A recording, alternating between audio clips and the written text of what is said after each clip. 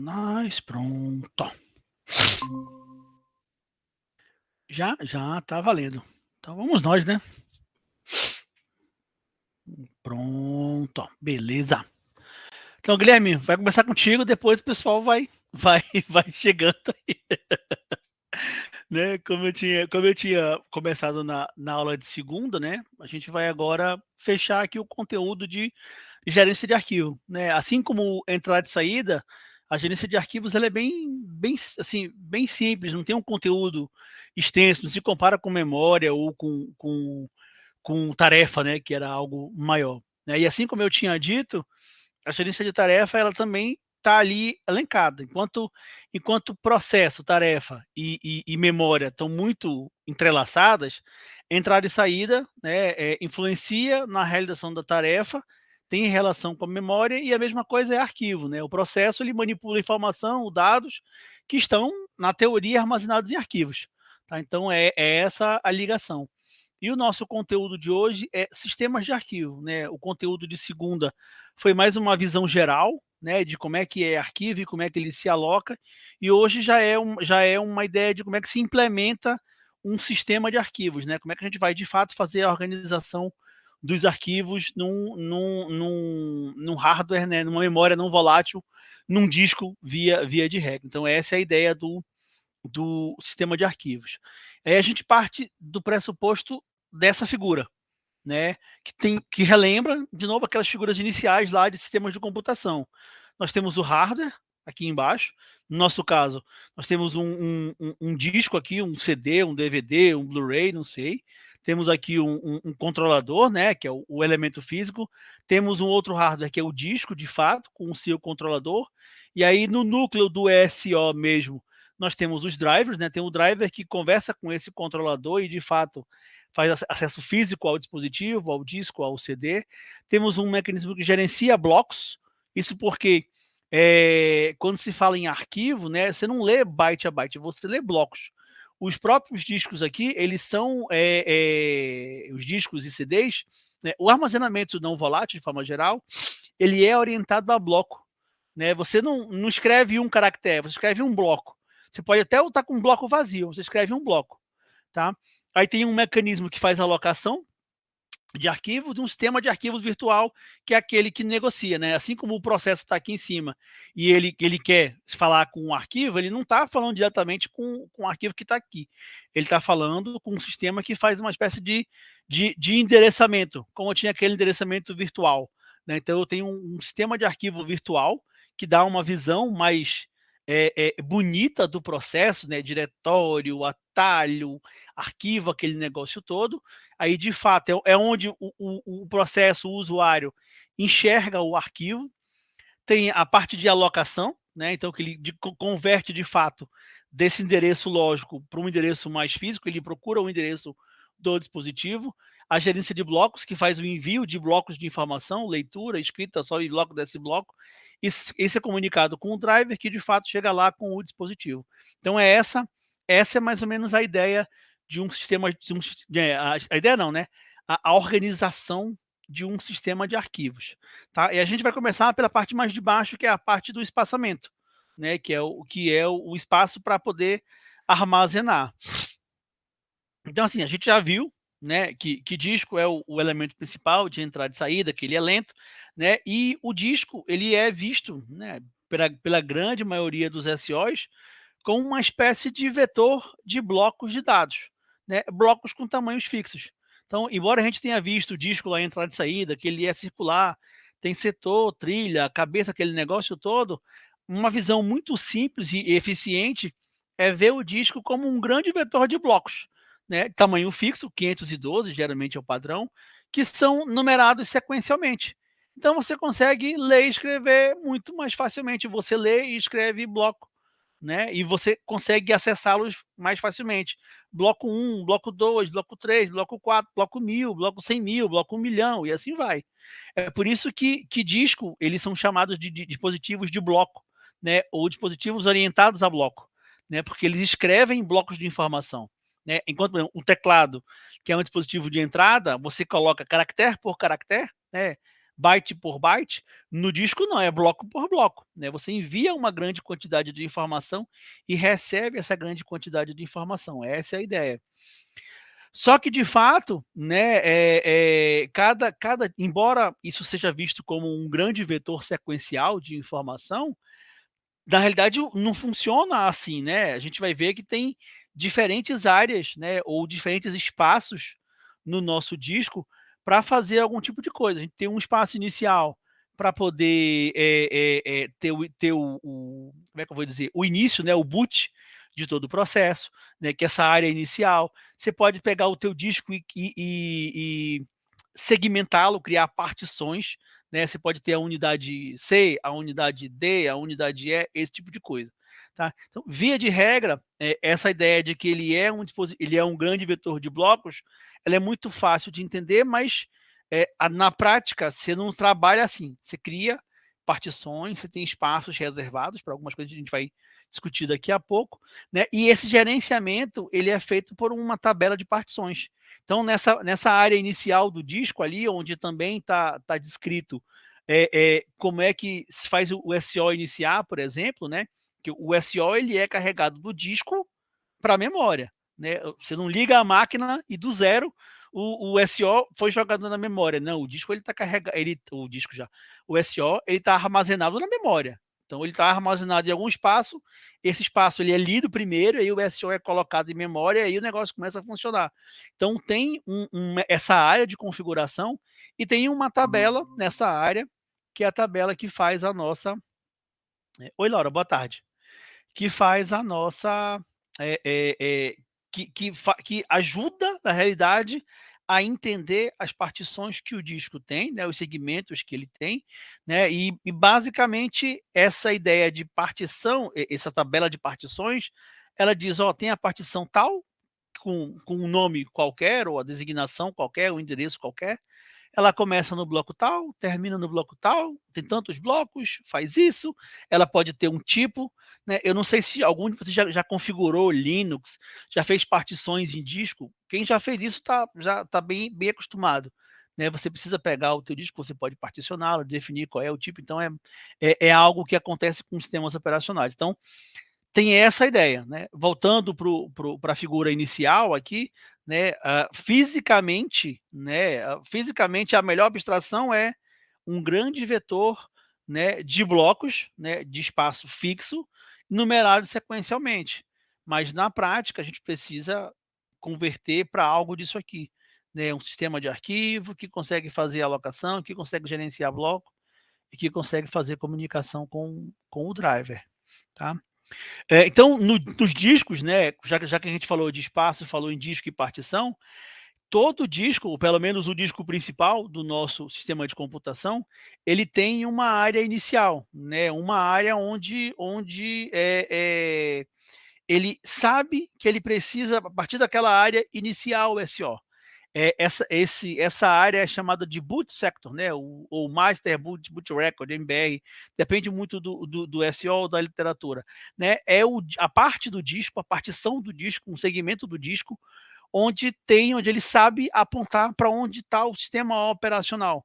Então, ele sabe dizer assim: olha, isso aqui é um Linux, tem 2 discos, né? E o disco que inicia o sistema operacional é o disco 1, a partir do bloco tal.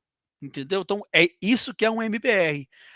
Novamente, quem já particionou disco, já instalou numa mesma máquina um Windows e um Linux, já passou por um MBR, já brincou com o boot sector, já fez isso aí. E o legal é que, se eu, mesmo tendo um único disco, né, vamos supor que eu tenho um disco de 1 tera, e eu resolvi fazer dividido, né, particionei, criei 2 pedaços. Vamos supor um pedaço com 700 GB e um pedaço com 300 GB. Cada partiçãozinha dessa, né, ela vai ter esses blocos reservados, esses espaços reservados para que eu consiga colocar algum tipo de informação. Né? E o importante é que o disco principal, né, a princípio, o primeiro disco, o disco que tem a função de dar boot no sistema, né, ele tem um bloco de inicialização, né, nessa área que é chamado de VBR, né? O Volume Boot Record. É a partir dele que eu consigo caminhar, né? Ele não é a partição, ele não é a região que inicia o SO, que aponta para o SO, onde o código do SO é de fato carregado em memória. Ele é uma partição, né? Um ponteiro, mais ou menos assim. Ele é uma partição pequena que ele aponta para as partições de fato. Tem uma figura disso lá no final, tá? Que dá uma ideia melhor de como é que o negócio acontece. Ou a figura está aqui, deixa eu ver. Pronto, tem uma figura aqui. Ó. Vamos supor que isso aqui é um disco físico, tá? Isso aqui é um disco. Tem 1 tera. Comprei um disco, coloquei de 1 tera. Né? O meu disco, ele, por padrão, a gente viu fisicamente lá, trilha, setor, segmento, aquele negócio, face, aquele negócio todo, ele é visto como blocos sequenciais, né? Blocos de tamanho fixo, geralmente 512K, fixo, bonitinho, sequenciais. Eu peguei o meu disco e criei 3 partições nele. Uma de 400, uma de 200, aqui, uma de 350, uma de 150 e uma de 500. Pronto, então eu tenho 3 partições para dar os meus 1 tera. Partição 1, partição 2, partição 3. Essa primeira parte do disco aqui, que não é uma partição, é o nosso MBR. É onde o SO, onde eu consigo dizer que está o SO, ou a parte inicial do SO. O SO pode estar para cá, na partição 1, pode estar um pedaço dele na partição 2, um pedaço na partição 3, problema nenhum. Mas a parte inicial, aquela que arranca mesmo, que faz o negócio funcionar, ó, carrega isso aqui para a memória, e esse cara vai carregar esse cara, aquele cara, aquele cara, aquele cara, aquele cara, e o SO como um todo é montado, está aqui. É o nosso MBR, é o nosso boot sector. E aí, cada partição dessa tem um volumezinho lá, um bloco, que é o VBR, né? Que ele vai dizer como é que esse cara está estruturado, quais são as partições ou quais são os diretórios, acho que é a melhor forma, quais são os diretórios e arquivos que compõem esse cara aqui, que compõem essa partição aqui, tá? E assim vai, né? Nada impede também que eu tenha uma partição aqui na minha VBR, que eu tenha um diretório que ele tem um pedaço dele aqui, o outro pedaço aqui, tá? Eu consigo montar, né? Lembra que o negócio aqui, ó, é virtual. Então, para o usuário aqui, ele está vendo um diretório do tipo D:/SO, né? Pode ser que o D, cadê a figura? O D é essa partição aqui na hora que eu montei. Mas o espaço que eu tinha para armazenar o conteúdo de SO está aqui na partição 3. Então, aqui eu vou ter um DSO.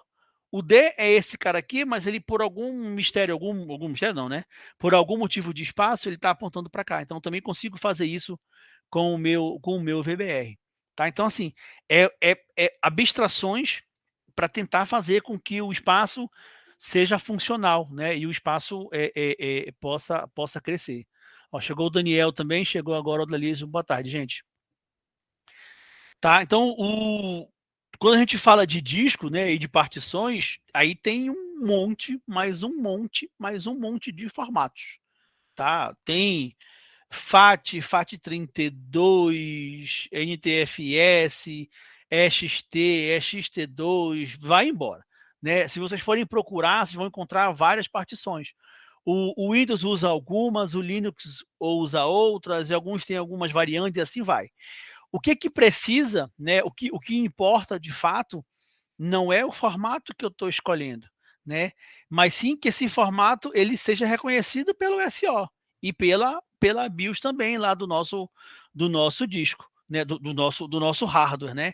Quando o hardware inicia, tem lá a BIOS, ele precisa saber qual é o tipo de partição que aquele disco tem, né? Como é que ela está formatada, né? E senão ele não vai conseguir fazer o negócio funcionar, ele não vai conseguir dar boot e muito menos acessar, tá? Então o principal, o importante não é o tipo de partição, tanto que o material nem discute, né? Era uma outra aula, é uma outra questão discutir partições, tá? Discutir qual é a melhor, isso não tá até fora do contexto. Se alguém quiser procurar, tem muito material sobre isso. O importante é que, independente do tipo de partição, né, que o SO que você escolha, o SO tem que aceitar. Então, eu não consigo colocar uma partição FAT, por exemplo, no Linux, não funciona, não dá. tá? Assim como eu não consigo pegar uma partição Linux e colocar no Windows. Assim, não, eu digo isso oficialmente, tá? Assim, na teoria. Na prática, tem programas que fazem esse intercambiamento ali. Mas ele não é uma partição que quando a máquina iniciou, ela funcionou. Tá? Você inicia a tua máquina, aí ativa um programa, e aí você consegue fazer algo do tipo assim. Tá? Então, toda vez que a gente ouve falar com essa ideia de partições, arquivos e partições, o nome mais comum é volume. Né? Qual o volume que está instalado o negócio tal? Ah, é o volume tal. O volume pode ser uma única partição, como pode ser a soma de partições. Tá? Então, na teoria, o volume é uma partição, mas não há impossibilidades que você consiga fazer um volume ser a soma de partições. Tá? Até mesmo sem pensar naquela ideia de RAID lá. A gente consegue fazer isso. Acontece que cada volume, né, ou cada partição ou partições lá, ele precisa ser formatado. Tá? Não é porque eu criei um volume pegando a partição 2 e 3 aqui da minha figurinha. Opa, passei demais. Da minha figurinha, eu peguei a partição 2 e 3, isso aqui é um volume, que eu chamei de D. Bom, beleza. Não quer dizer que porque eu peguei os volumes e agreguei e gerei peguei as partições, agreguei em um volume que funcionam. Toda partição, todo volume, ele precisa ser formatado, né? Todo mundo sabe disso, né? A gente pega lá um pendrive, coloca lá, precisa formatar. Instalou um disco novo, tem que formatar. Então tem que formatar o teu disco. E aí a formatação nada mais é do que dizer assim, ó, eu estou meio que montando essa estrutura aqui, né? Estou apagando o conteúdo, estou garantindo que cada bloco desse vai estar sem conteúdo nenhum, né? E vou estar montando, voltando para o zero, né? Deixando o meu VBR sem nada, só com o diretório raiz, digamos assim, só com o diretório principal. Essa é a função de formatação. E, obviamente, quando eu formato, eu dou um formato para ele. Ah, esse cara é FAT, esse cara é NTFS, esse cara é XT2, é XT3, é JFLS, assim vai. Depende do que você vai utilizar e depende, de novo, do que o teu SO suporta e que tua BIOS reconhece. Tá? Acho que a BIOS nem é o problema é o que o SO vai suportar. Uma vez que eu defini o meu volume, seja ele formado por uma partição ou mais de uma partição, e que isso está formatado, né, a gente tem agora um outro ponto que é, como é que eu faço com que o meu usuário ele acesse o conteúdo que está nesse volume? Né? Então, eu preciso achar uma forma de disponibilizar aquele volume, o diretório D, né, o /home, /teste, por exemplo, no Unix da vida, né, para o meu usuário, né, porque para poder, de fato, ele ler, escrever, né, fazer aquele monte de coisa lá, ele precisa acessar. Então, esse mecanismo de acesso é chamado de montagem do volume. Né? Eu preciso montar o meu volume para que ele fique disponível. Né? Então, eu tenho que montar, conseguir dizer assim, olha, eu tenho um disco, né, que tem ou discos ou partições que eu consegui estruturar na forma desse volume. O volume ele tem essa estrutura aqui, ele tem esse formato aqui. Tá? E aí você tem acesso àquele conteúdo.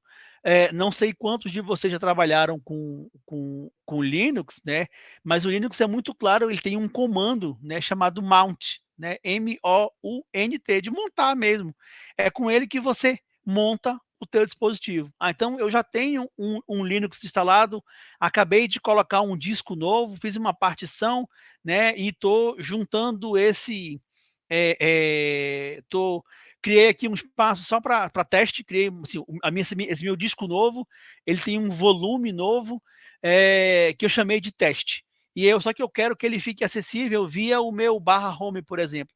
Então eu vou fazer uma montagem dizendo, olha, a partir de agora, sistema operacional, tem um novo diretório chamado /home, /teste, né, que ele está linkado com esse disco aqui. Né, com esse volume aqui, /dev, que é dispositivo, alguma coisa. Então, isso é necessário que aconteça. E se eu não quero mais usar aquele volume, eu faço o inverso, né? Eu desmonto o volume. Aí o desmontar é tudo aquilo que está aberto vai ser fechado, tudo bonitinho, e aí o SO perde aquela estrutura, ele não sabe mais agora quem é o barra home barra testes, por exemplo. Tá? Desaparece da tabela de partições, digamos assim, e aí o SO não consegue mais acessar porque aquele volume não está mais disponível. Tranquilos aí? Então vamos embora. Tá? Embora essa ideia de volume, né, de montar volume é frequente, é padrão, isso é muito comum naquilo que é removível. Né? Então, assim, o pendrive, USB, DVD, CD, tudo aquilo que é mídia de armazenamento que é removível, você acaba fazendo montagem. Né?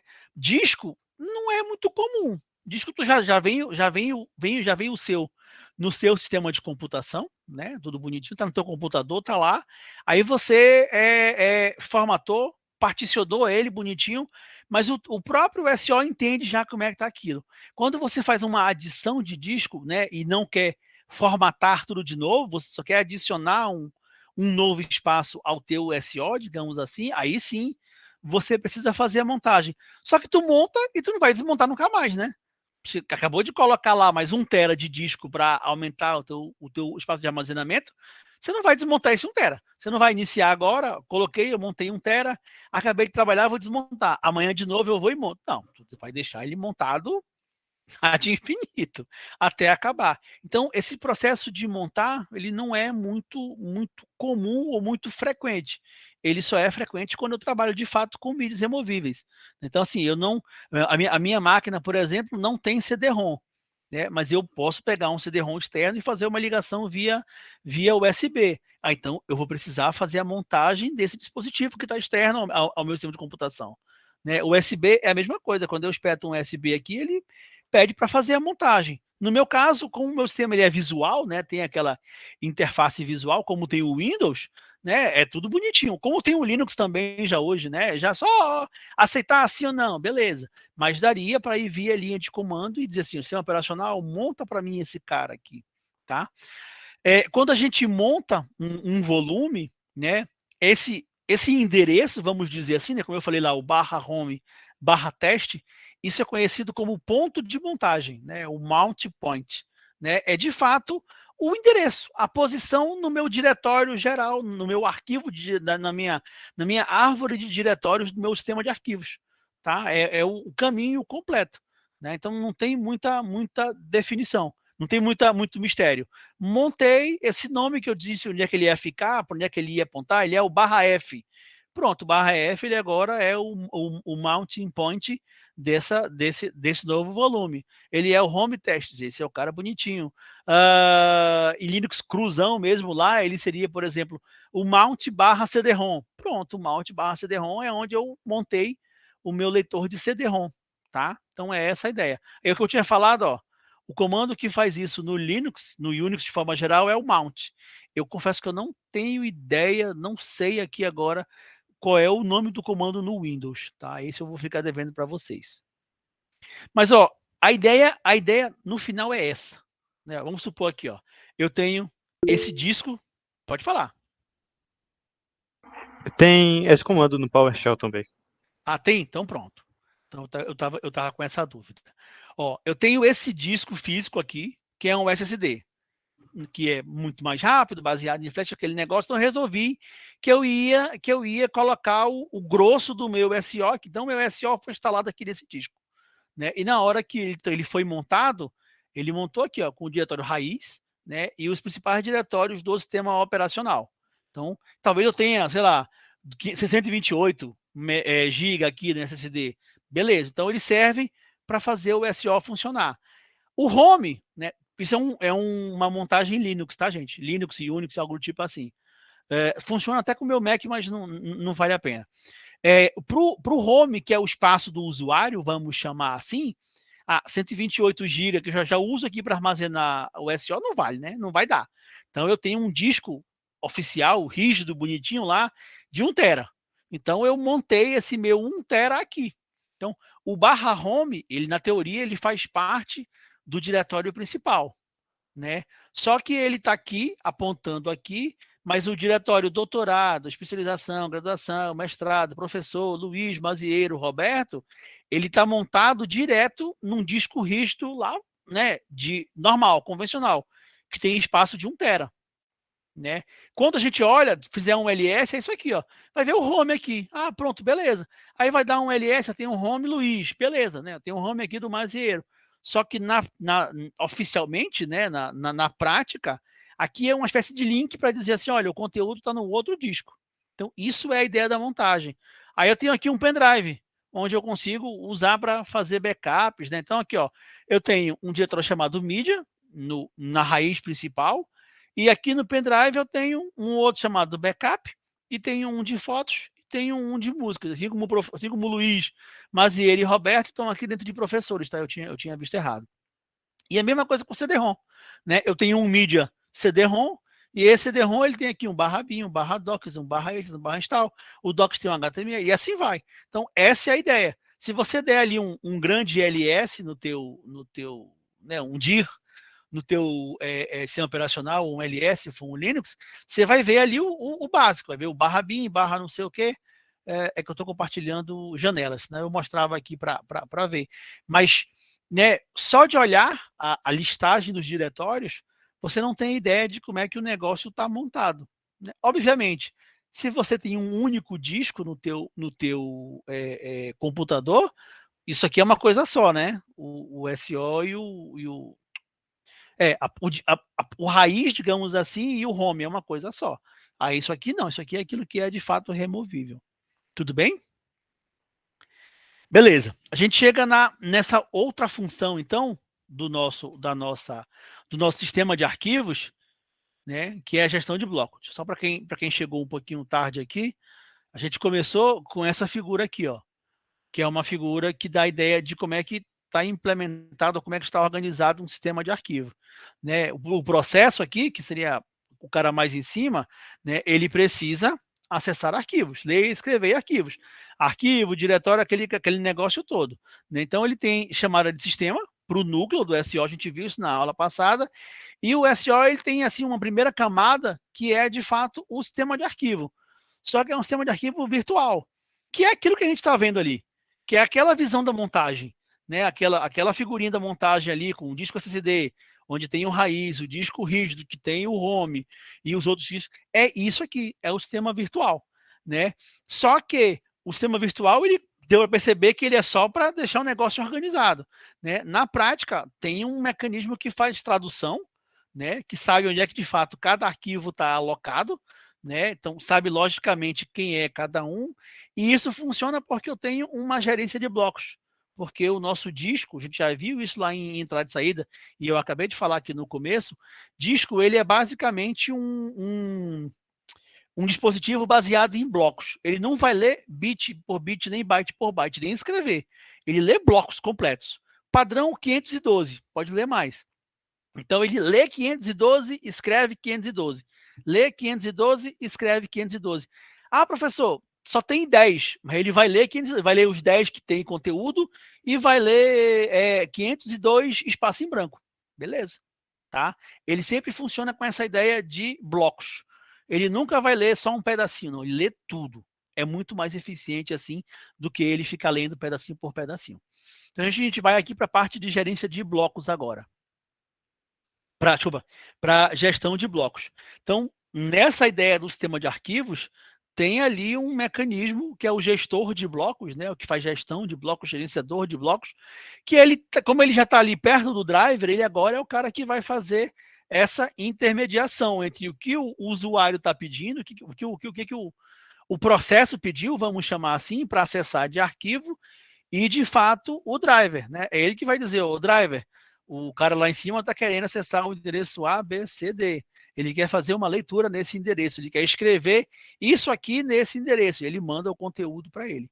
Tá? Então aqui, ó, quando chega em bloco, o arquivo não existe mais. Né? Você não trabalha mais com arquivo, você trabalha com blocos. Né? A primeira coisa que eu falei é que um disco ele é visto como um grande vetor sequencial de blocos de tamanho fixo e com as numerações. né, numerado sequencialmente, 0, 1, 2, 3, 50, 100, 1.000, 1 milhão, e assim vai, né? Então, quando chega na gestão de blocos, o negócio muda de figura, né? Eu já não tenho mais eu queria ler o arquivo /home /Eduardo Feitosa /trabalho de SO. Não é assim, ó, eu quero começar a ler a partir do bloco tal. É assim que o negócio vai funcionar.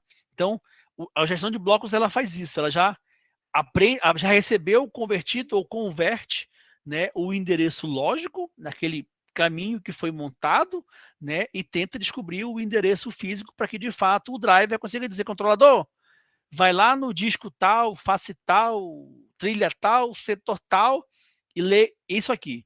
Então é assim que o negócio vai funcionar. Obviamente, essa interação aí da gestão de blocos, né? Ela está fazendo essa tradução, conversão, mapeamento, como está aqui no material, de bloco físico para bloco lógico, e ela também intermedia um mecanismo de caching, né? O mecanismo de caching, ele tenta melhorar essa comunicação, né? Você imagina que eu não tenho cache, então assim, eu acabei de ler o bloco, sei lá, acabei de pedir para ler os blocos 1 e 2, beleza. Entrou um outro processo, executou uma coisa e eu pedi para ler, sei lá, o bloco 7 e o bloco 20. Voltou o meu processo e ele pediu de novo para ler o bloco 1 e 2. Né? E aí ele saiu de novo, depois ele voltou de novo e pediu para ler de novo o bloco 1 e 2. Então, assim, tem blocos que acabam ficando, que precisam ficar em cache porque eles são recorrentemente acessados. Ainda mais se for para leitura. Né? Se for para leitura, aí é que o negócio é bem interessante. Escrita, né? Escrever já dá um pouquinho mais de trabalho porque precisa manter sincronização. Mas então a gestão de blocos, além de fazer essa tradução aí de bloco físico para bloco lógico, também gerencia um mecanismo de cache. Então a gente vai já falar sobre eles. Então, via de regra, o disco rígido está lá visto como um vetor de blocos de tamanho fixo. Mínimo 512 e o máximo ali 4.096 bytes. Né? Ou ele tem 512K ou ele tem 4 MB, tamanho dos nossos blocos ali. Tá? O bloco no disco rígido, né, o bloco mesmo lá no nosso disco físico, é chamado de bloco físico mesmo. Né? É isso aí. Então vamos supor que a gente tem ali um bloco de 512 KB, um disco rígido que tenha 500 gigabytes, ele tem mais de 1 bilhão de blocos físicos. Né? Olha que legal, que beleza. Né? Então assim, bloco, se o disco ele é sequencialmente e com tamanho fixo, é só fazer a continha. Então assim, tu imagina essa zona, né? A palavra é essa, a confusão que é gerenciar 1 bilhão de blocos físicos, né? Então assim, via de regra, melhor solução, os SOs eles costumam fazer blocos, eles costumam agrupar esses blocos físicos, né, em blocos lógicos ou em mesmos clusters, tá? Aí são blocos, né, de 2 elevado a n que são consecutivos, tá? Então a ideia é, não valeria a pena para o SO, imaginou uma tabela onde ele precisa armazenar o endereço, né, ou saber ali que começa no bloco 0 e vai até o bloco 2 bilhões e 100. É um espetáculo esse negócio. Ou então, 1 bilhão 999 milhões 999 mil 9999 blocos. Né? Ia ser complicado. Então, o que eles fazem é criam estruturas lógicas, né, que armazenam pedaços, né, clusters, grupos de blocos físicos, né? Sempre com esse padrão de 2 elevado a n blocos físicos consecutivos. Né? E aí, as operações do SO, elas são feitas em cima desses blocos lógicos. Né? Não dá para o cara dizer assim, não, lê para mim o bloco 0, agora lê para mim o bloco 1 bilhão, 100 milhões, e não vai. Não, é melhor tu ler, vamos supor que ele faça uma agregação de... cada bloco lógico tenha... vamos pensar aqui, 1 giga, já que a gente tinha 500 gigas aqui. É muito mais eficiente, muito mais fácil acessar ou endereçar 500 blocos do que endereçar 1 bilhão de blocos. né? Obviamente, o endereço lógico agregado é para você chegar no bloco, nesse bloco que tem, um desses 500 blocos que eu acabei de definir. Aí eu preciso, de fato, ainda saber o endereço físico do meu bloco lá. Então, olha, no bloco 1, eu tenho da partição do bloco físico 0 até o bloco físico 500 mil. Tá? Um exemplo bem tosco aqui. Então, agora eu quero acessar o bloco 400 mil, o bloco físico 400 mil desse primeiro bloco lógico. Então, o negócio funciona nesse padrão assim, tá bom? O que mais que nós temos de interessante aqui? Né? O número de blocos físicos em cada bloco lógico, ele é fixo, e aí é definido pelo SO. Na realidade, é definido pelo formato de partição que você vai fazer uso, tá? Então não tem muito o que fazer. A formatação que você vai utilizar no teu disco, quando você formata, é que vai definir a quantidade de blocos físicos que vão conter em cada bloco. Né? Aí, obviamente, o que se leva em consideração é o tamanho da partição e o sistema de arquivo que está sendo usado. Tá? E o tamanho de página da memória RAM, como o tamanho de página da memória RAM, o padrão dele é ser 4K, os blocos lógicos blocos lógicos, né? Quase que não sai. Via de regra, vão de 4K a 64K, tá? Porque é fácil de organizar. A questão é, quando você cria blocos muito grandes, né, 32 ou 64K, por exemplo, a gente consegue ter uma quantidade menor de blocos lógicos. Né? Você coloca lá, e aí acaba sendo até mais eficiente, porque eu só endereço um bloco, o outro bloco. O problema é que isso me gera fragmentação interna. Né? Aí isso me atrapalha. Tá? Então, se eu tiver, por exemplo, se eu tiver que alocar um arquivo de 200 bytes, né, num bloco de 32, ó, eu vou estar perdendo 32.668 bytes para fazer essa bendita alocação. Né? Então, se eu uso blocos muito pequenos, se eu uso bloco de 4K, por exemplo, eu continuaria perdendo 4K para 200 bytes, estava perdendo para caramba aqui ainda. Né? Só que eu perderia bem menos espaço. Em compensação, eu teria, sei lá, 100 mil blocos para gerenciar. Tá? Então, assim, essa escolha não é o usuário que faz ali, ela é meio que automatizada, levando em consideração o tamanho do uso de página do sistema operacional e o tipo de formatação. Essa é a ideia. E, obviamente, ajustando ao espaço que eu tenho na minha partição. Senão, o negócio vai ficar estranho. Como eu tinha falado lá no começo, alguém ia falar? Desculpa. Não, né? Tá. Como eu tinha falado ainda agorinha, a gestão de blocos também faz a ideia do caching de blocos. Né? A gente já viu lá que diz que é um negócio lento, aquele negócio todo bonitinho. Né? Então, se eu só tenho duas operações de leitura e de escrita, é muito interessante que eu consiga também fazer um caching para sempre manter ali em memória RAM aquilo que aquilo que é mais acessado, né? Aqueles blocos que são mais lidos, né? Ou que são mais escritos, a princípio os mais lidos. Obviamente, esse espaço em memória RAM não é ali, o cara me alocou 1 GB. Não, não é isso não. É um espaço pequeno, um espaço que cabe 10 blocos, 20 blocos, tá? Não é nada monstruoso, não. Não é um cache de meio disco, não. É um literalmente cache, é uma área bem pequenininha para armazenar um pouco. Né? No caching de leitura, né, os blocos que eles foram lidos ali do disco, eles são já mantidos na memória. Então, é mais ou menos assim, o processo está pedindo para ler um arquivo que está no disco, né, que vai ser convertido em blocos, né, um bloco ou mais de um bloco. Então, esses blocos que acabaram de serem lidos, eles são colocados já nessa área de cache. Né, pensando que daqui a pouco eles podem ser lidos de novo e eles já estão em memória. Então, o primeiro acesso eu vou até o disco, busco lá o arquivo, busco os blocos, mando para o processo, mas também salvo no meu cache. Isso ajuda. Já o de escrita, que aí é uma ideia de buffering, né? A ideia é que a gente primeiro escreve o conteúdo na memória e aí depois da memória a gente começa a copiar esse cara para disco. Tá? É só para garantir. E esse processo me permite que nesse intermeio eu consiga fazer leituras.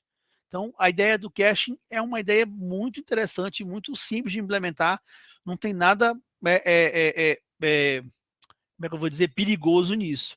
A questão é, como todo caching, o espaço é reduzido, né? Não é o tamanho, não é a área do mundo ou metade do disco para poder fazer isso. Tá? Basicamente, tem 4 estratégias, né, que permitem, que são empregadas, desculpa, na hora de fazer caching. 2 para leitura e 2 para escrita. Então, aqui o read truth, que antigamente era chamado de read back, mudou o nome. Então, assim, quando um processo ele pede a leitura, né, de um bloco, de um arquivo que está no disco, de um bloco, o cache é consultado. O cache, esse bloco está aí? Ah, se tiver no cache, opa, beleza, pega para ti, ó, tá aqui. Já devolve rapidinho, né? Não teve negociação com o driver, melhor, não teve negociação com driver, com controlador, com nada disso. Bateu ali na gestão de blocos, aí procurou, perguntou, estava no cache, recebeu, devolveu. Muito mais rápido. Se não está no cache, driver, controlador, vai lá no disco, lê o conteúdo, envia para o processo e faz uma cópia lá para o cache. Na realidade, copia para o cache e aí depois envia para o processo. Tá? Essa é a ideia. O read e a read, né, é uma espécie de, vamos pensar no futuro, né? Vamos fazer o seguinte, o cara acabou de me pedir aqui um bloco. Então, eu vou trazer aquele bloco que ele me pediu e alguns blocos adicionais. Alguns blocos que estão colados a ele. Os blocos, porque lembra que o bloco é sequencial. Então, eu vou pegar aquele bloco que ele me pediu e, sei lá, mais 4 blocos na frente. Então, eu estou tentando prever o que ele vai pedir. Talvez não funcione muito bem, mas é uma ideia. O write truth aqui, quando o processo pede para escrever, né, o conteúdo ele é diretamente escrito no disco, né, enquanto o processo está esperando ali a conclusão da operação dele. Tá? E já o write back, quando ele pede a escrita, né, os dados eles são primeiro copiados para o cache, tá, até que o processo seja liberado, né, aí quando o processo acaba de fato ou sai de execução, o dado é de fato escrito no disco. Tá? O primeiro é mais arriscado, digamos assim, né? Desculpa, faltou dizer que você escreve direto no disco, mas tem a cópia no cache, tá? Faltou eu colocar aqui, né? Agora que eu vi que não tem isso, tá? Escreve no disco, mas tem uma cópia no cache. E já no write back é primeiro colocado em cache, só fica no cache. Quando o processo sai de execução, termina, aí você copia aquilo pro disco de fato, tá? Para garantir a coerência. Eu acho que tem uma figurinha aqui, ó. Então, né, no read truth, né, o processo está aqui, ele pergunta, ô cache, tem o A aí? Pô, não tem o A aqui não, cara. Foi mal. Então tá bom, eu vou ler o A aqui no disco. O disco, me dá o A aí. Beleza. Aí o A, né? O A foi enviado aqui, o bloco A foi enviado, né? Foi colocado aqui no cache, e aí o cache mandou para o processo. Aí daqui a pouquinho o cara perguntou: tem o bloco A aí? Tem o mesmo, tá aqui, ó, pega para ti. Aí já mandou o bloco A para ele. Tá? O bloco B tá aqui, tá no disco, mas nem precisou ser acessado. O read and read tá aqui, ó. Ei, o cache tem um bloco A? Cara, não tem um bloco A não. Tá bom. Disco, eu quero o bloco A. Aí, mas pera, faz o seguinte, já que tu vai ler o bloco A, lê o bloco B também. Aproveita aí, já vai ler um, lê dois. E aí, então, o disco manda pro cache o bloco A e o bloco B. O bloco A é encaminhado para o processo, né? Também foi salvo já na cache. E aí, quando o cara for pedir o B, ele diz: opa, o B eu já tenho. Fui mais esperto que você e pedi primeiro. Ó. Então, ele conseguiu mandar tanto o A quanto o B. Tá? Cadê? O write throw tá aqui, ó. Ele diz assim, ó, o processo, né? O cache, eu quero escrever aqui esse conteúdo no bloco C. Ele diz, tá bom, beleza. Então ele já armazenou com ele aqui e diz, ô, disco, vambora armazenar esse carinha aqui, ó. Beleza, armazenou esse carinha aqui, salvou ele no disco, deu ok, olha, o processo, conteúdo tá lá salvo no disco. Agora me dá de novo o C aí. Opa, tá aqui, já tá comigo. Né? Assim como ele pediu para gravar no disco, ele também armazenou em cache, ficou com ele aqui, então ele já foi atrás, tá? Tem todo o processo de escrita aqui, né? E já o write back, né? O cara tá aqui, processo, pediu para gravar o conteúdo no bloco C, ele disse, opa, legal, beleza. Só que ele de fato não gravou no disco, ele deixou com ele aqui. Deu um ok, salvou. Agora salva para mim também o D aqui, beleza. Né? Aí deu o ok para ele aqui. Esse cara foi suspenso, acabou, aconteceu alguma coisa com ele. Diz, opa, já que esse cara deu uma acalmada agora, o disco, grava para mim aí o C e o D, vai, por favor. Beleza, gravou, show de bola. Né? Então ele fez uma única gravação, né? Um único processo de gravação, em vez desculpa, uma única requisição para gravação com 2 conteúdos, ao invés de fazer uma requisição, outra requisição, acaba sendo um pouquinho mais eficiente. Pessoal, tranquilos aí? Show de bola? Então vamos nós. O problema, de fato, né, com essa ideia de gestão de blocos, né, é como é que a gente organiza os nossos arquivos. O problema, de fato, é como é que eu vou fazer a alocação do meu arquivo no meu bloco de dados, no meu disco, no meu bloco lógico lá, ou no meu bloco físico, na realidade no bloco lógico, né? A gente já viu que os blocos lógicos eles são pequenos, embora a gente tenha falado do tamanho de 4K a 64K, isso ainda é pequeno quando se pensa em arquivo. Né? Hoje em dia, se não for um arquivo texto, um arquivo besteirinha lá, um arquivo de código, um arquivo de áudio, de vídeo, eles são grandes. Eles não têm 64K. 3 MB, 1 GB, 5 GB, se for um arquivo de vídeo, dependendo da qualidade. Então, a questão é, como é que a gente pega uma foto, um arquivo em PDF, um arquivo em TXT, um arquivo em MP3 e salva os aloca, né, aloca esse conteúdo no bloco lógico. Né? Lembrando que a nossa ideia é que nós temos aqui os nossos blocos que são de tamanho fixo e eles são sequenciais. Tá? Essa é a grande questão. Como é que a gente faz isso? Ah, professor, pega o primeiro que chegou, coloca lá, acabou, coloca o segundo. Então, tem várias ideias para esse negócio funcionar. A primeira coisa a saber é que a alocação de um arquivo no disco, ela tem como ponto de partida um FCB.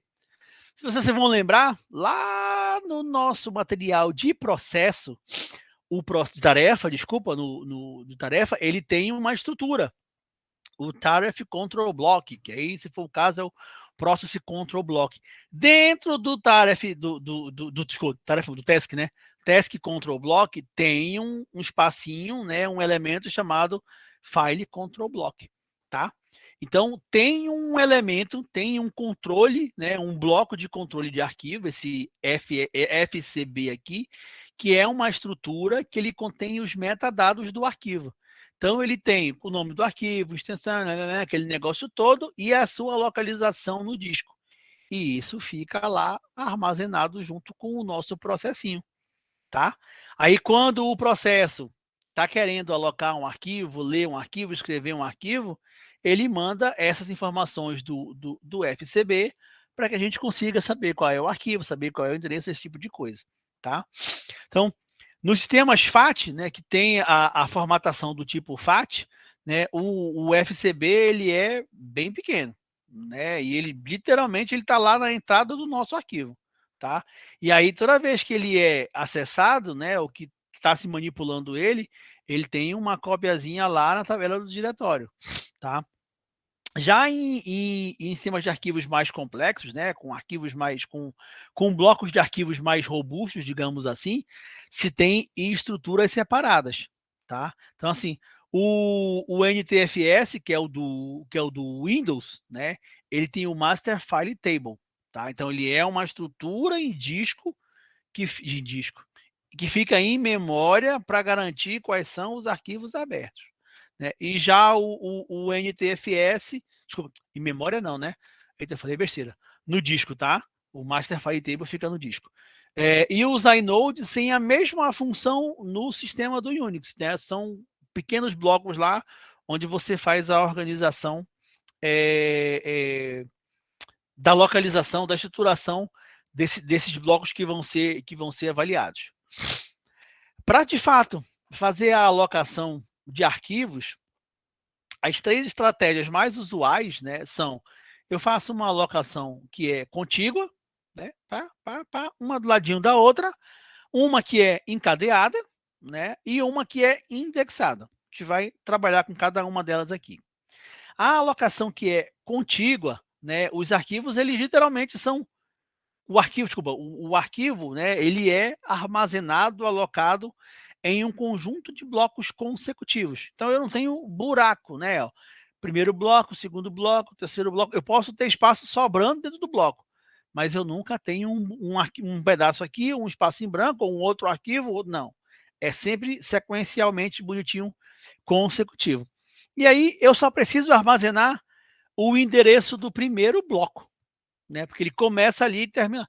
Se eu souber o endereço do primeiro bloco e o tamanho do arquivo, eu sei quantos blocos ele vai ter. Então, essa é a ideia. Então, é mais ou menos isso aqui, ó. Eu tenho aqui a minha tabela, né, de diretório lá, que eu sei quem está organizado. Então, eu tenho aqui no bloco 5, iniciando no bloco 5, eu tenho um arquivo que é o foto1.jpg, né? Que ele tem 10.417 bytes. Então, ele cabe em 3 blocos. O meu bloco aqui tem 4.096, né? Então, 5, 6 e 7 tá o foto 1. No bloco 11 está o relato.pdf, que tem 28.211, precisa de 7 blocos. E assim vai. O TXT, 2 blocos, ele tem 6.200. Então, é uma alocação fácil. O problema é que, ó, a gente está gerando aqui uns buraquinhos, ó.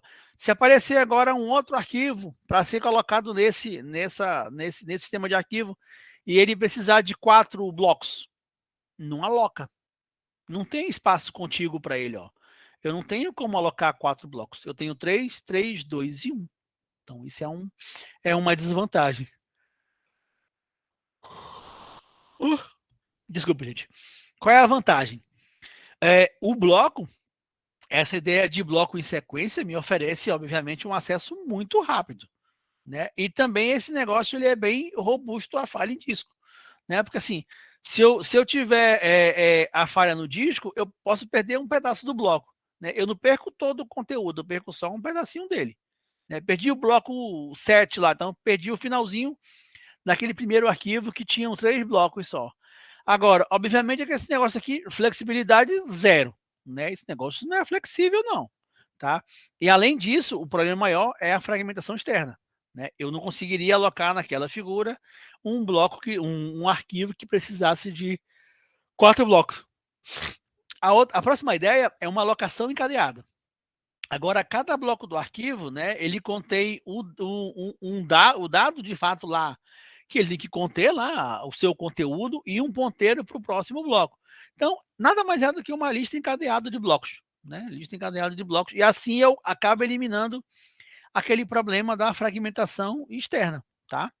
Então, é essa a ideia, ó. Mesmo padrão aqui, foto 1, né, iniciando no bloco 5, aí o bloco 5 está aqui, o bloco 5 aponta para o 6, e aí eu acabei alocando o finalzinho no bloco 3. O 11 tem 7. Começou aqui, pulou para o 13, para o 14, do 14 foi para o 19, para o 21, o 21 voltou para o 7 e depois para o 8. Então, eu consigo evitar a fragmentação. Se aparecer agora um arquivo aqui de 4 blocos, tem 1, 2, 3, 4, 5, 6, 7, 8, 9 sobrando. Eu conseguiria alocá-lo sem problema nenhum aqui. Tem uma variação, né, que é, digamos assim, esse encadeamento é chamado de encadeamento simples, tá? Ou a alocação encadeada simples, e essa aqui é a alocação encadeada do FAT, né? O que é que o FAT tem? Ele tem uma espécie de tabela, né, aqui nos blocos reservados, onde ele monta esse índice aqui. Em vez do índice estar aqui, né, em vez de eu ter esse índice, né, a minha tabela de diretório linkada diretamente aos blocos, eu tenho essa minha tabela de diretório linkada a esse vetor aqui, ó, que fica nos blocos reservados, tá? Então eu tenho aqui um bloco que está livre, né, como como é que é o nome, meu Deus? Um bloco reservado, um bloco defeituoso, então eu tenho essa ideia. Tá? Eu tenho uma espécie de vetorzinho antes, que ele acaba sendo armazenado nos blocos, em algum dos blocos aqui iniciais do disco, né? E ele é que faz essa função, ele é que me dá esse índice aí. Essa ideia de alocação encadeada, ela é flexível, né, obviamente. Agora eu não me preocupo muito com o tamanho máximo do arquivo, porque eu consigo alocar. Enquanto tiver bloco livre, eu vou alocando e eu não tenho fragmentação. Aí, obviamente, quanto mais segmentado for, quanto mais quebrado for a alocação, o meu desempenho vai ser pior. Né? Então, enquanto antes eu acessava o início do arquivo no primeiro bloco e copiava tudinho, agora eu pego um pedaço aqui, um pedaço lá, então eu preciso me deslocar para um canto, para um outro canto, tá? E tem um problema maior. Se eu perder o primeiro arquivo, né, o primeiro bloco, por exemplo, eu perco tudo. Se eu perder metade do arquivo, metade lá, o ponteiro da metade do arquivo, eu perco todo o resto. Então, assim, erros em bloco, eles são atrapalham mais agora do que numa alocação contígua, bonitinho. A última ideia é uma alocação encadeada, né? A alocação encadeada é a mesma ideia, né? Agora eu tenho um vetor que contém um índice de cada bloco, né? Aí cada índice desse bloco, cada índice desse vetor aí, ele corresponde a um bloco do arquivo, né? E ele aponta diretamente para esse bloco do arquivo, tá? Então, esse índice aqui de blocos, ele fica também no disco, né? Assim como o NTFS, os inodes aqui, eles ficam no disco, né? Aí isso pode ser chamado de node índice ou o mais comum é inode, né? O inode é o nome mais usual para isso, é o padrão que o Unix usa, que o Linux usa. Então, o inode de cada arquivo, né? Cada arquivo vai ter o seu inode, ele tem ali todo esse índice dos blocos, né? Assim como toda aquela parte de metadados, né? Tamanho, permissões, acesso, aquele tipo de coisa. Tá? Então ele registra tudo isso dentro dos inodes. Né? E os inodes também eles são, né, organizados ou agrupados numa tabela de inodes. Então, embora eu tenha para cada arquivo um inode junto com o arquivo, eu tenho também uma estrutura de partição ali, onde eu consigo registrar todos os meus inodes. Feitosa, tu falou, e eu literalmente viajei aqui na maionese. Então, estou nas nuvens, como diz o professor meu. Essa é mais ou menos a ideia. Ó. Eu tenho a minha tabela de diretório. Agora, eu não tenho interação direta com os nós que estão aqui. Né? A minha tabela não interage diretamente com os blocos. Né? Ela interage, eu tenho aqui um bloco reservado, que é onde funciona a minha tabela de inodes. Né? Cada blocozinho desse aqui tem o seu inode. Tá? Cada bloco tem o seu inode bonitinho. Mas eu tenho aqui uma tabela de inodes. E aí eu estou aqui, ó, querendo trabalhar com o arquivo relate.pdf que está no bloco 11. Então eu venho aqui na minha tabela de inodes, ou tabela de inodes, estou procurando o inode 11. O 11 é esse cara aqui, ó. Ele tem esses metadados aqui, né? E está aqui, ó. Ele começa no 11, o próximo bloco dele é o 13, o próximo é o 14, depois é o 19, depois é o 21, depois é o 7, depois é o 8, e ainda tem aqui mais 5 espaços ociosos, que hoje não estão em uso. Tá? É assim que vai funcionar a alocação encadeada. A comunicação é com a tabela de inodes aqui, e não mais diretamente com o disco. Tá? Pode falar. Seria similar à tabela hash que a gente encontra em estrutura de dados? Tem a mesma ideia, tá? Tem a mesma ideia. Não é implementado do mesmo jeito, mas tem a mesma ideia, né? A questão é tentar ser mais eficiente no acesso à informação. Essa é a ideia, né? E não fazer aquele, como é que eu vou dizer? Aquele percorrer de forma sequencial ou aquele percorrer meio maluco, né? Vai para cá, vai para lá, porque no contíguo tu percorre tudo junto. Tudo bem. Se for pequeno, beleza. Mas se for um arquivo muito grande, né, e tu não quiser ler o arquivo todo, eu quero ler o primeiro bloco e o último bloco. Aí tu vai toque, toque, toque, toque, toque, toque, toque, toque, toque, até chegar no final. né?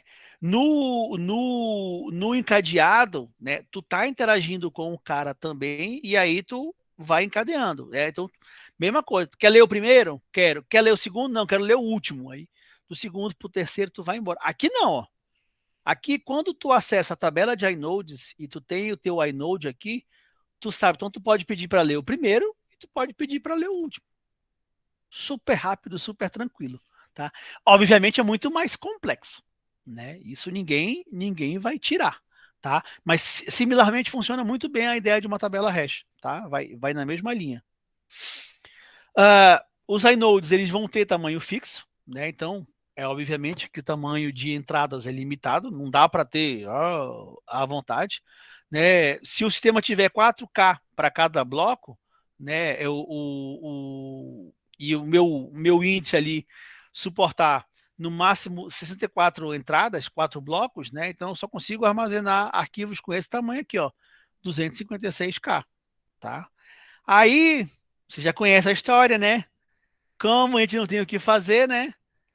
Se eu posso atrapalhar, eu atrapalho, né? Mentira, né? Se eu tenho como tentar melhorar isso, então criando agora uma tabela indexada de multiníveis. Vocês já viram isso em processo? Lembram disso? Levantem as mãos aí. Já viram isso, não foi? Mesma ideia, tá? Aquela mesma ideia que eles tinham lá para fazer a alocação de cache dos processos lá, mesma ideia, tá? De novo, né? Eu tenho agora um metadado, né? Eu tenho aqui o meu inode bonitinho, né? Eu tenho os blocos principais, né? Os blocos da qual eu tenho direito, de fato, aqueles que cabem, por exemplo, naqueles 256 lá que eu tinha falado, e eu tenho espaços aqui que vão apontar para outros blocos, né? Para outro local de armazenamento, né? Cadê aqui? Ó. Aqui eu tenho esse tamanho aqui, é o meu limite, né? Então eu ainda conseguiria colocar mais 5 blocos aqui. E eu preciso armazenar muito mais que isso. Opa. Eu preciso armazenar muito mais que isso aqui. Então, eu mantenho o meu oficial e eu uso 3, 4, o que tiver lá, para criar outros níveis de armazenamento. Então, esse cara aqui agora vai apontar para outro inode. Eu tenho um outro inode que eu estou utilizando, que vai me permitir fazer a mesma coisa. Então, nesse caso aqui, eu tenho só um nível. Nesse ponteiro aqui, eu aponto para um outro inode, que ainda é o meu arquivo, que vai me dar, por exemplo, aqui mais 1024. Eita, é 1024, tá? Isso aqui tá meio maluco. Mas, tá, é porque começa a partir do 12, né? 1024 blocos para eu usar. O meu segundo aqui, ele tem 2 níveis. Então, eu tenho 1024 mais 1024 em cada um. E aí, você vai criando esse negócio para tentar trabalhar com arquivos grandes, né, e burlar a ideia de que eu tenho uma limitação de tamanho do meu inode. Tá? É o que funciona, não tem muito o que fazer. Só para comparar, a gente tem aqui, né, a alocação contígua, encadeada, a FAT indexada, sem distinção multinível ou não. Em relação ao acesso, né, ao acesso rápido, né, na contígua beleza, porque está um atrás do outro. Na encadeada também é legal. Na FAT também não tem muito problema, se eles estiverem próximos ali no disco. E também no indexado. Então, nenhum deles tem problema no acesso, acessar o disco, né? Ainda mais se ele for sequencial. Se ele for aleatório, né, a contígua é alta. O problema é que eu vou literalmente passar de 1 para 1. Na encadeada já é baixo, né? Porque eu vou estar lá. Lembra que a contígua, embora eu passe 1 por 1, né? No disco o negócio é meio um coladinho do outro, né? Então a cabeça de rotação não se perde, né? Ela não fica, vai para um lado, vai para o outro, pensando fisicamente lá embaixo. Aqui já é baixo, porque o encadeamento geralmente não vai ser linear, né? Não é sequencial. Então eu estou numa posição aqui, depois eu passo para outra posição para cá, depois para outra para cá, depois para outra para cá, e aí o negócio vai embora. O FAT tenta resolver esse problema, só que depende de como está armazenado no disco. Se não tiver armazenado muito perto, não adianta. E já aqui indexado é muito rápido, porque eu acesso só aquilo que eu quero. Tá? Mas também depende, tem uma dependência de eu ter, de fato, os caras muito mais perto ali. Se tiver tudo muito bagunçado, aí não tem muito o que fazer. Quanto a robustez, só encadeada, que tem um problema grave ali. Se eu perder um carinha, eu perco o negócio todo. No FAT isso não acontece porque eu sei se o bloco está ruim ou o bloco não está ruim. Tá? Em relação à flexibilidade, só a Contigo é ruim, porque o meu tamanho tem. O meu bloco está com um tamanho fixo, né? E aí eu não consigo alocar algo muito pequeno, algo muito grande. Eu tenho que pegar aquilo que está lá. Eu tenho um problema se eu não tiver espaço contigo para alocar. Né? E em relação ao limite de como é que eu consigo armazenar esse negócio, o do contigo é o disco, né? A encadeada é a quantidade de bits que o meu ponteiro vai ter para poder armazenar, e no indexada é o tamanho do meu inode, né? Quantos inodes eu conseguir, a tabela de inodes é o que vai me definir. Senhores, vocês querem continuar? Faltam 10 slides só, não é nada monstruoso não. Podemos? Que aí vocês já ficam liberados de diretor de detalhes? Já ficam liberados de sistema de arquivo? Mas já fica para a próxima aula segurança, pode ser? Eu vou seguir, hein? Vambora. Então bora acabar. Para a gente finalizar, rapidinho. 10 slides, 2 não contam, que é o primeiro e o último. Então, para fechar essa ideia de sistema de arquivos, nós temos os diretórios, que eu acho que os senhores conhecem muito bem. Né? O diretório é aquela forma de organizar os nossos arquivos dentro de uma partição, dentro de um volume. Né? Folder se for em inglês, né? Pasta, beleza, tudo bonitinho. Acho que aí não tem muito mistério, não. Assim como o nosso arquivo, um diretório também tem nome, também tem atributos, igualzinho. Né? O diretório, na realidade, é um arquivo. Né? É um arquivo que ajuda a estruturar, mas ele é um arquivo. Tá? E aí, via de regra, no espaço geral de armazenamento tem pelo menos um diretório, que é o diretório raiz, aquele que a gente viu lá na barra de montagem, lembra? Lá no SSD tinha o raiz, que é o diretório principal, né, bonitinho. Essa figura é bem antiga, mas tem a mesma ideia. Ó. Aqui é o diretório raiz. Aí dentro dele tem o diretório barra bin, etc, parará, parará, parará. E aí cada um tem os seus outros diretórios, e assim o negócio vai embora, vai sendo criado. Tá bom? O que é importante sobre diretórios? É a forma como a gente caminha, como é que a gente acessa um arquivo dentro de um diretório. Né? Para poder abrir um arquivo, ler um arquivo, acessar um arquivo, a gente vai precisar da localização completa dele. Então, o caminho completinho. O que acontece? Que os SOs diferem na forma de acesso, ou ou a sintaxe para acesso. No Windows, a gente tem a barra, e no Linux tem no Linux tem a contrabarra, tá? Então, assim, a forma de acessar o caminho, como você sabe, é completo, mas ele depende um pouco da sintaxe de como é que o SO interpreta lá, tá? O que tem na realidade é, via de regra não, todos os SOs eles têm um conceito que é, uma vez que você está ativo no sistema, logado no sistema, e você está lá num diretório, né? Esse diretório é o diretório corrente, né? É o diretório atual. É só ver, se vocês tiverem Linux lá ou Windows, esquecendo a parte visual, abre um terminal, você vai automaticamente aparecer num diretório. Né? Geralmente no Unix é o /home/ o teu usuário. Que no meu caso é um /users/ Eduardo Feitosa. É o meu diretório padrão, né? O meu diretório de trabalho. Acho que se forem pegar no Windows, vocês vão conseguir abrir no C, System, alguma coisa. Faz muito tempo, eu não consigo nem lembrar como é que é mais o Windows. Alguém ia falar? Não. Então tá. A forma de acessar o arquivo, então, dentro de um diretório, ela pode acontecer de 3 vias, digamos assim. Eu posso ter uma referência direta, uma absoluta ou uma relativa.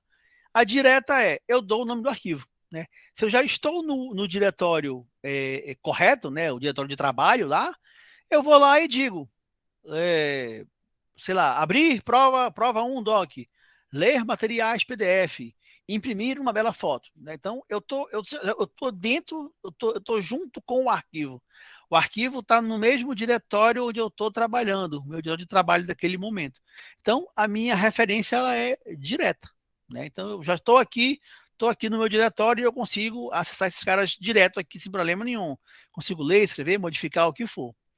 A referência absoluta, né? Eu tenho que dar o caminho completo do meu bichinho, né? Então, aqui, ó, barra Windows, barra x32, barra drivers, barra etc, barra aí, assim, host.lm, que é o meu arquivo. Em algo Unix, barra user, barra local, barra share, barra fortunes, data, brasil.data. Aí no Windows, barra documents e settings, Carlos Mazier, e assim vai, entendeu? Né, eu tenho que dar o caminho completo, né? Obviamente, faltou colocar aqui no Windows o C, dois pontos, D, dois pontos, algo do tipo assim, tá? Para ficar ainda mais coerente. E o relativo, não, eu posso dar só um pedaço desse caminho, né?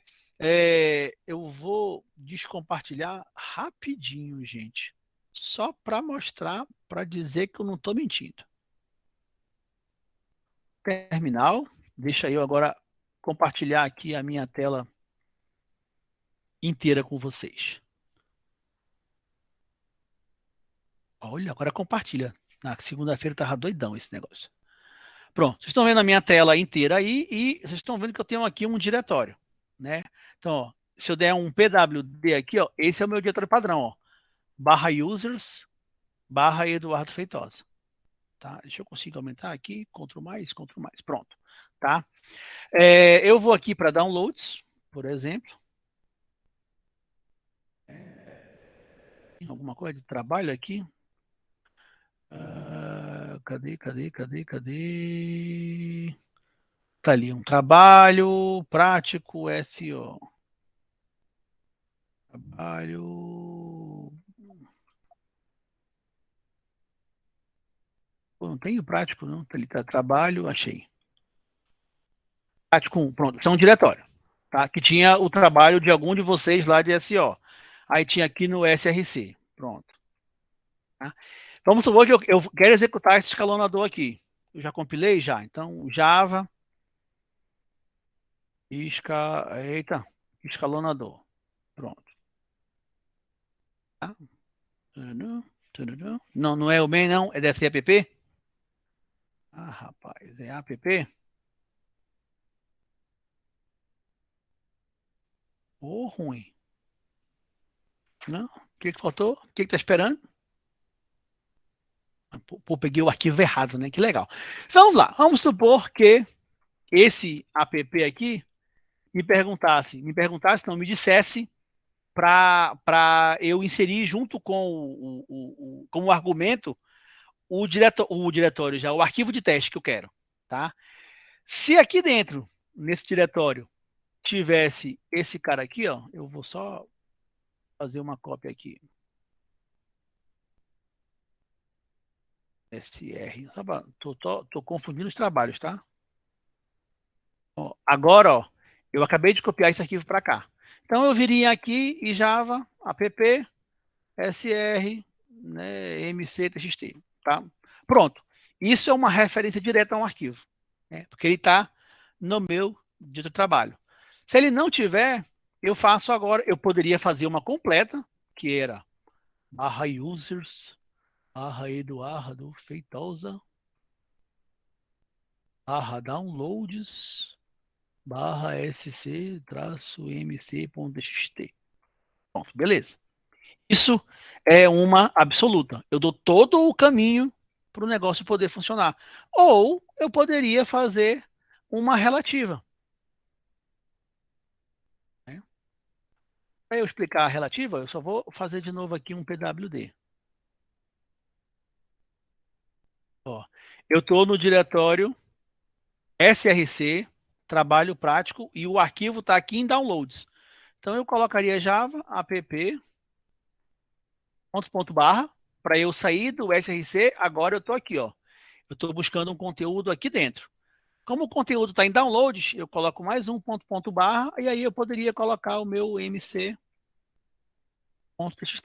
Isso é um caminho relativo. Beleza? Vou fechar aqui, vou parar esse compartilhamento e vou voltar para compartilhar ele de forma... Pode falar, Luiz. No Linux, eu lembro que tem um tio, né? Que ele indica alguma coisa, tipo, O de tio, diretório. ele volta para o diretório padrão. Ele volta para o diretório de trabalho. Então, no meu caso, ele voltaria lá para o users/Eduardo Feitosa. Tá? Você poderia colocar o tio barra, dois pontos, tio barra, down, contra barra, né? Contra barra, tio contra barra, downloads, contra barra o nome do arquivo. Também funcionaria, tá? Para a gente fechar aqui, né? Na hora de implementar o diretório, né? Como eu já falei no começo ali, o diretório nada mais é do que um arquivo, né? É só pegar, listar lá os arquivos de vocês, vocês vão ver que o diretório ele vai aparecer como se fosse um arquivo, ele tem as mesmas permissões, né? Na aula passada eu falei de grupo, usuário, aquele negócio, um diretório tem as mesmas permissões. Ele tem só um atributo a mais que é para indicar que ele é um diretório, ele é a mesma coisa, tá? Não tem muita diferença do que é um diretório ou como é que ele é implementado, não. Então, é mais ou menos essa ideia aqui, ó, né? Lembra que eu falei lá no começo do VBR? Então, cada partição tem o seu VBR, né? Esse VBR ele é um ponteiro para dizer assim, ó, tem um lugar onde eu tenho uma tabela onde eu sei o que tem aqui nessa minha partição. Ah, eu tenho uma tabela de diretórios aqui, né? O barra está aqui e eu tenho um diretório bin, etc, home, lib, user e var. O bin aponta para um outro local que tem uma outra tabela de partições aqui agora, uma tabelinha que eu tenho o CP que é um arquivo, o LS que é um arquivo e o MV que é um arquivo. E eu tenho aqui um ponto que ele retorna para o mesmo diretório, né? E o ponto que volta para o diretório anterior, tá? O home ele tem a mesma coisa, né? Um ponto que aponta para ele mesmo, o ponto para o anterior, o Daniel, que é um diretório, e o AD, que é outro diretório. E assim vai. Tá? Então é essa a ideia, que quando é um arquivo, ó, tá aqui o arquivinho no final. Então o arquivo ele tá lá o arquivo CP, ele fica dentro do diretório /bin. Né? O arquivo arq1, ele fica no diretório /home/Daniel. Tá? É essa a ideia, não tem, assim, diretório é muito tranquilo. Um ponto legal é a ideia dos atalhos, né? Você acaba copiando o arquivo para um lado para o outro, diretório para um lado para o outro, então isso acaba gerando espaço desnecessário. Você tem várias cópias do mesmo conteúdo espalhadas em vários pontos do teu disco, do teu sistema de armazenamento. Então, se criou essa ideia de atalho para reduzir, né, para evitar que você desperdice espaço tendo várias cópias do mesmo conteúdo do mesmo arquivo. Então, essa ideia de replicação, né, sem perder espaço, os caras chamaram de atalho ou chamaram de links. Aí tem basicamente duas ideias, né, duas implementações para construir os atalhos. Ou você vai criar um link simbólico, né, que é chamado de soft link. Então, cada cópia do teu arquivo original, ele na verdade ele é só um arquivo pequeno de texto, né, que contém um caminho para o arquivo original. Então, quando ele é um atalho simbólico, né, ele é um arquivo com o mesmo nome daquele arquivo, do arquivo original, só que dentro dele tem o caminho completo. Só isso que ele é. E já o atalho físico, que é um hard link mesmo, ele de fato ele é um ponteiro, né, lá no sistema de arquivos. Tá? Então ele está aqui, né? Ele é um arquivo que está criado aqui, só que ele não tem conteúdo, ele na realidade ele é uma referência lá para o nosso VBR. Se eu não estou enganado, eu tenho, tá aqui uma figurinha, ó. Então, eu tenho, por exemplo, aqui, ó, o lib agora não é mais um diretório, ele é um link, né? Ó. Esse é um link simbólico.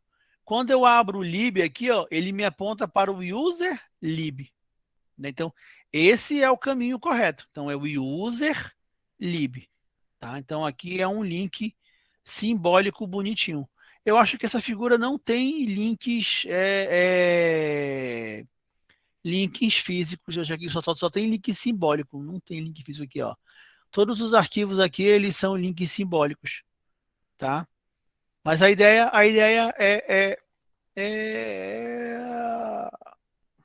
Ah, tá aqui, ó. Pronto. Aqui tem, ó. Desculpa. Aqui os Lzinhos estão como links simbólicos, né? Ó, eles apontam para um arquivo que dentro dele tem o conteúdo de texto. O lib é o user lib. O shell é o bin, o cara chamou de shell, de sh, mas o nome do arquivo é bin bash, né? Que está aqui, ó, bash está aqui em cima. O shell também aqui embaixo é o bin shell, né? Que é o que tá, é o bin ch, que é esse cara aqui, que na realidade é o user bin shell, tá? E tem aqui, ó, o copy. O copy ele agora ele é o user bin copy, que tá aqui, tá chamado como CP, tá? Então você consegue fazer um link físico de fato. Então o copy ele, de fato ele é um link físico, um hard link para o bin CP que foi criado aqui em cima, tá? Então tem duas formas de criar os arquivos. Eu diria que o mais usual é usar o link simbólico, né? O comando é mais simples, só que de fato você acaba criando ainda um outro arquivo, embora pequeno, você acaba criando um arquivo que contém isso, tá? E o físico ele é mais eficiente, né? Só que na hora que você remove o arquivo original, o negócio foi embora e dá um erro de inconsistência. Então tem que primeiro remover o link físico para depois remover de fato o arquivo original. Agora sim, gente, fechamos, né? Fechamos a ideia de sistemas de arquivo. Deixa eu voltar aqui rapidinho. Eu já coloquei aqui no Colab o nosso quizinho, tá? Já tem um quizinho de 15 questões sobre o sistema de arquivos, né? Tem muito do material da aula passada e um pouquinho do material da aula de hoje, e tá lá. Na segunda-feira, né? Alguns pediram, eu adiei a entrega do trabalho para segunda-feira, a trabalho 2, e na segunda-feira eu já coloco o trabalho 3 para vocês fazerem, tá? Já é dia 4, aí vocês vão ter aí mais ou menos um mês para me entregar o trabalho final, o trabalho 3. Eu posso, na realidade, adicionar já o conteúdo, e aí na segunda-feira eu explico ele com mais calma, com mais detalhes. Que aí quem tiver com tempo sobrando, que eu acho meio difícil, ninguém vai estar com tempo ocioso aí, já poderia começar a procurar, começar a dar uma olhada em como fazer a atividade 3. Tá bom? Então, eu vou fazer isso, eu vou acabando a aula aqui, eu já coloco lá o conteúdo, e aí vocês conseguem já dar uma olhadinha no que é o trabalho final, que é aquele trabalho de montar um pseudo-terminal para executar comandos de um sistema operacional. Tá bom? Dúvidas? Tranquilo? Acho que esse é um conteúdo bem light, é um conteúdo bem simplificado mesmo, não tem nada de monstruoso. Eu só recomendaria a vocês a darem uma olhada no material oficial lá dos livros de SO para ver os tipos de partição. FAT, FAT32, NTFS, tá? Para entender um pouquinho melhor. O material original não tem aqui, eu realmente não fui atrás, mas tem uma olhadinha. Assim, não sei quem é que vai fazer concurso, mas concurso cai muito isso. Esse negócio de tipos de partição que o Linux usa, partição que o Windows usa, isso é muito comum em concurso público. Caía muito no ENAD também, então eu acho que vale a pena dar uma olhadinha nisso aí. Tá bom, gente? Então, estamos aqui encerrando por hoje. Vou encerrar a minha gravação aqui, tá? E aí, qualquer coisa é só me chamar, tá? Eu já vou